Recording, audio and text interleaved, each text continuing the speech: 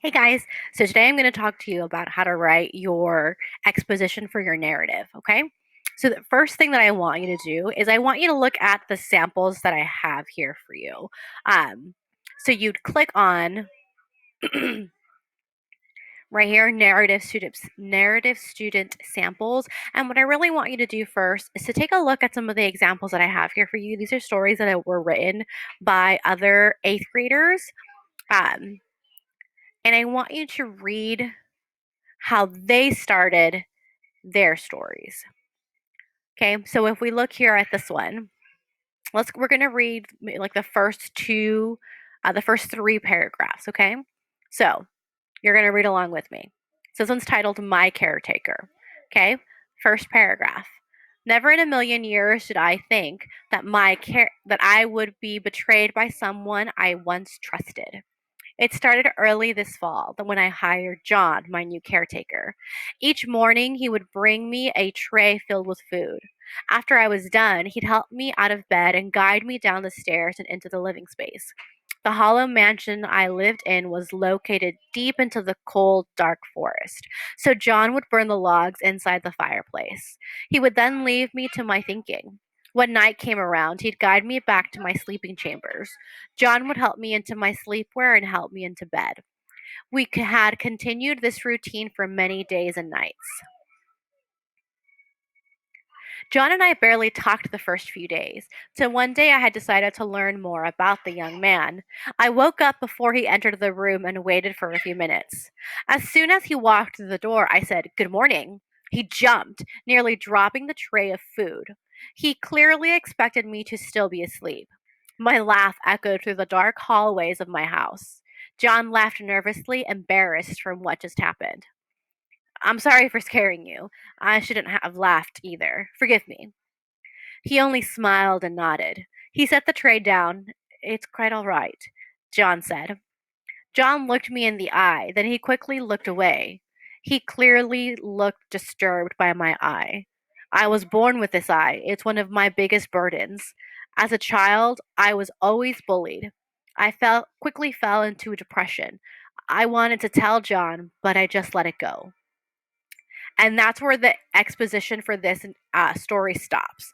The next paragraph is really getting into the beginning of our rising action, right? So, because here they're talking about how one week John was more nice than usual, right? So, that's our first event in rising action. So, we're not getting to that point today, okay? For our exposition, we're really focusing on three main things, okay?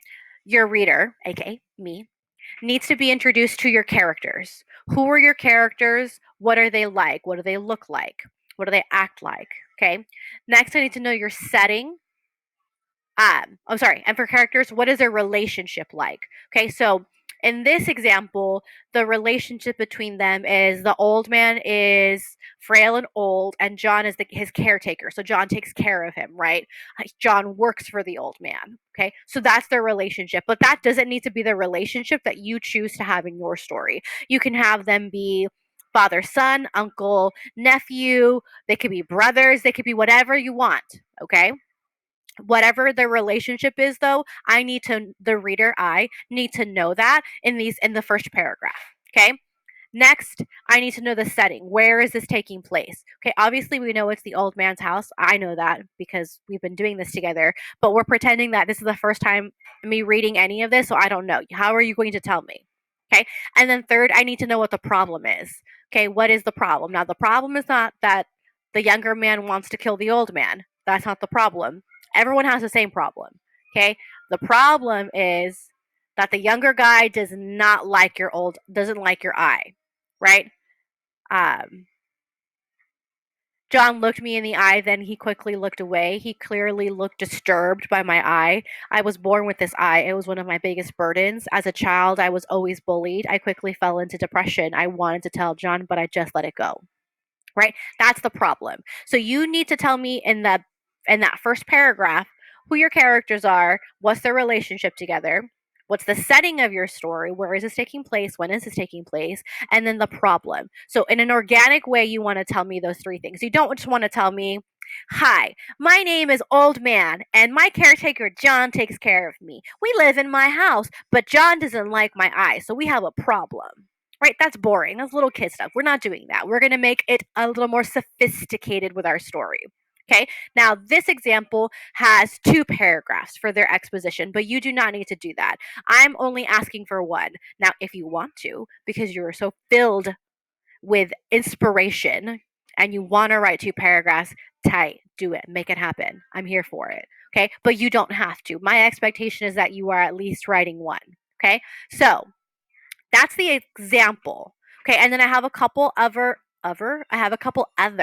examples for you here as well. Okay, so after you've taken a second to read through the example that we can kind of like figure out, okay, this is kind of where I want to go with my story. Oh, I like how they did that, but I'm gonna make it my own, right? You're still gonna make it your own. You're not just going to copy. You're not just gonna copy the examples that I have there for you. So once you've done that, then you're going to go ahead and click on the narrative rough draft for your exposition. Okay, now I've got 2 things for you. I've got one, which is your graphic organizer, and then I have another that's got some tips for you. So we'll look at that in a second. And let's look at our graphic organizer. Okay, so there's going to be here are the 3 things that I told you already, right? You're going to have to describe the setting, the characters, and the conflict. And then there's a spot for a hook, right? The hook is the first sentence of your story that hooks your reader into wanting to read more. So, for example, in the sample that we looked at, right, their hook was, "Never in a million years did I think I would be betrayed by someone I once trusted." Ooh. Girl, tell me more. I need to know more. Spill the tea. What happened? How did you get betrayed? Okay, I want to keep reading based off of that one line. Okay, so you want to start off your story with something that's going to grab your reader's attention.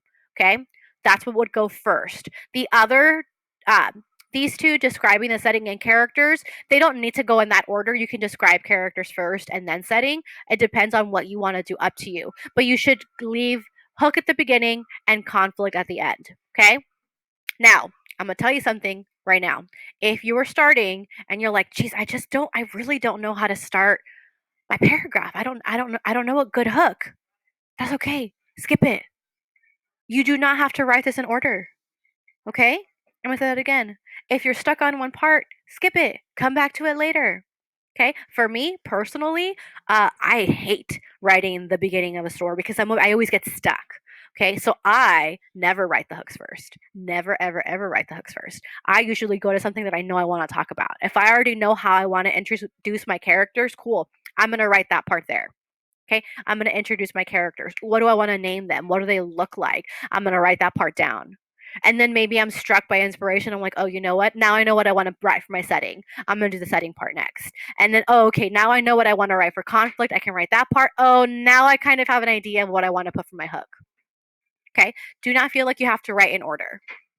Nah, write what you know, fill in the parts that you know, and then go back to the parts that you're missing.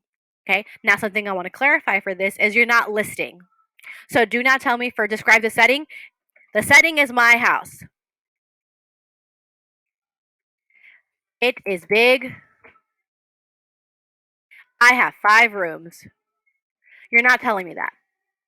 Okay, right. You're still at the end of the day writing a story. So you have to do it like a story, right? So I want you to recall our lesson on imagery. Okay. How can you create an image for this?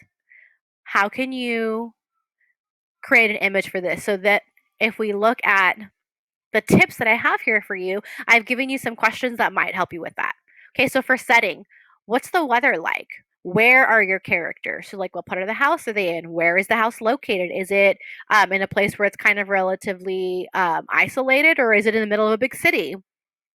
What are your surroundings look like? What does it smell like? What's something that you can touch or that you can hear? For your characters, what does the caretaker look like? The younger man, right? Let's put younger man. Ugh. What's the younger man look like? What do you look like? What is he wearing? What's the character's backstory? Again, give me more details about the relationship between the two characters. And then the last thing, right, what is the problem that your character has to fix by the end of the story? So for that, that's the same for all of us, right? The problem that our character is facing, right, is that the younger man has a problem with our eye. Cool. Okay. So those are there for you to kind of like get your creative juices flowing. Okay. Now, after you've written this part for your hook, again, I write something that will grab your reader's attention.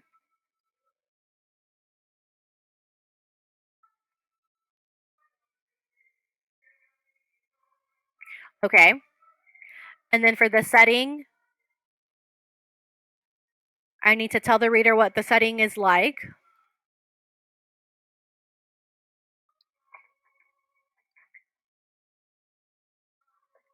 Is like, cool. Introduce the characters. So tell me who the characters are again. If they've got names, this is where you want to include them.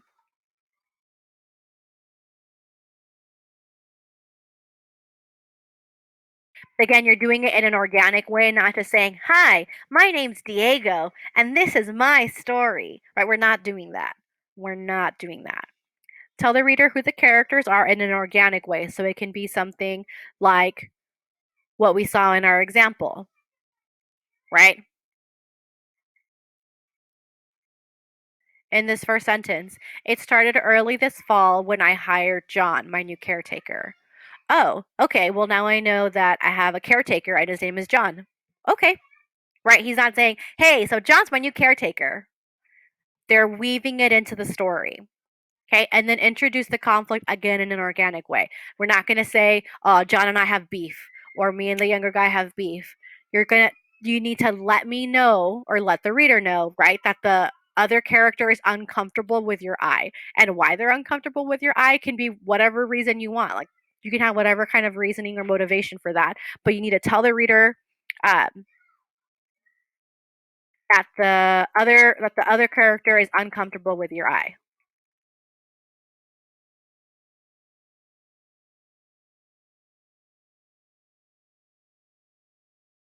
Okay. Then after you've done all these parts, right? Then what you're going to do, our directions down here say to take the sentences and put them together into paragraph form below. So you can just copy and paste what you wrote in red, but then you're going to erase the labels. Okay, so you would take this, so I can copy, copy, and paste. But now I need to make this into a paragraph, right? So I'm going to get rid of all the parts that Ms. V put in there. Delete, delete, delete, delete. But now I don't have a paragraph yet, right? I need to fix this. Oh, there we go. Now it's starting to look like a paragraph. Don't forget to add any periods if you needed it or capitalize if you needed it. Okay, cool. Now it's looking more like a paragraph. Now, for whatever reason, because it's in a box, if you try and click tab on your keyboard to like indent, it's just going to make a new box. So don't do that. Okay, you can just click the space bar. 1, 2, 3, 4, 5. Right. Now it's indented. Oh, well, now that looks more like a paragraph. All right, cool. And then that's it. You just have to do your exposition for this one, okay? And then we'll work on the other paragraphs later, okay? But then that's it. That's all you have to do for your exposition, okay?